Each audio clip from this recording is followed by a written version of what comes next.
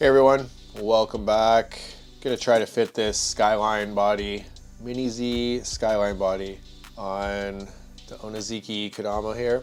And so I've started, well, first off, bearings are falling out. First off, slammed the wheelbase all the way. Should be good, I'll play around with it. But we're moving on to narrowing the width, front and back.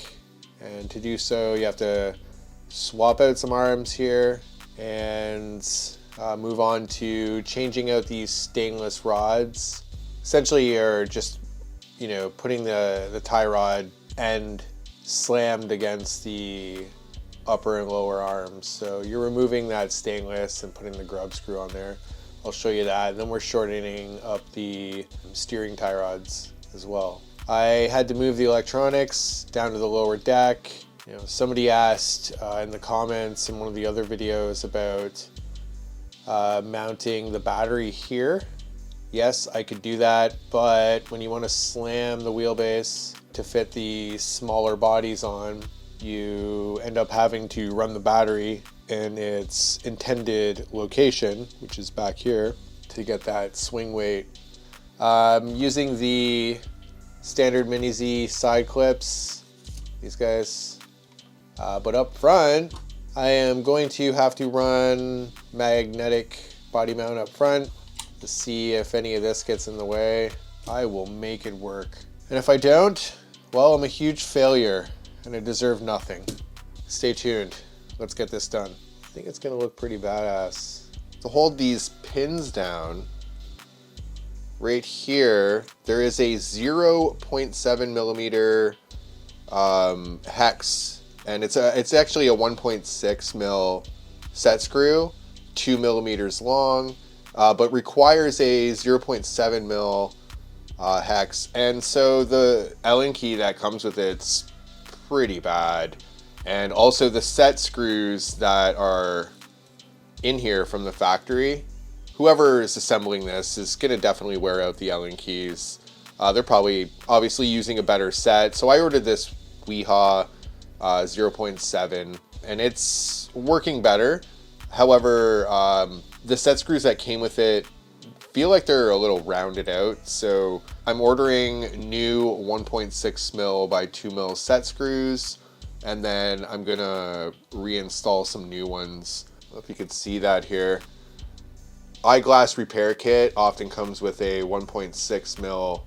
I could definitely use this. It's just not that great because it's a little Phillips. But anyway, I just wanted to throw that in there as a note about the assembly of this. 1.6 mil set screws are definitely not super common, so you may have to order some if you run into this issue. Don't try to use the factory Allen key. It's really bad. Hopefully you have a 0.7. If you don't, check out the Weehaw ones. If you're in the States, you're gonna have no problem getting them. I'm going to see about using the original set screws. They are so hard to manage. And that's another reason why you might want to order some, is you're just gonna drop it. One shorter arm installed, one longer arm left. Still have to shorten the tie rods and put the shorter drive shafts in there. I would also suggest to not put any Loctite on any of the hardware. It will make life a lot harder. All right, I've got the back end in a good place. It is starting to look so good. I've had to do quite a bit actually. It wasn't working out too great. Barely fits. A little bit of rubbing at the upper end of the suspension stroke. I don't know, I might limit the shocks. I've trimmed away some of the inside of the body. I could put on different wheels, but I don't think it's gonna rub while it's driving.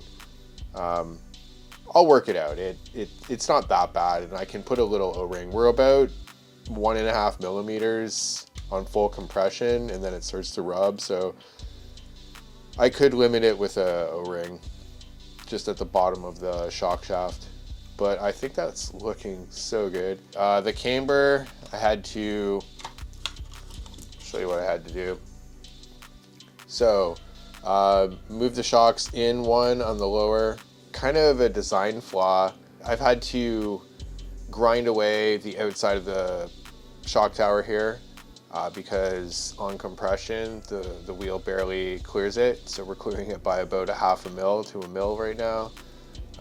So there's that. I moved the tie rods to the outer lower position and it gave it a bit more camber, which helped it tuck underneath the wheel wells. And then I put the body mount at the back here for the side clips.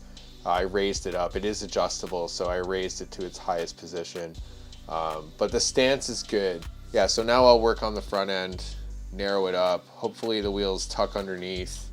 So as you can see here, the upper and lower control arms, you remove the metal spacer in between and you just put in the shorter tie rods. So you can really shrink it down. Yeah, overall it's mini now. Went from 1/24 to 1/28 pretty easily. And then the front end, you put these adapters on to convert the monoshock laydown in the front. Might change the handling characteristics a little bit, but who cares? It'll still be fun.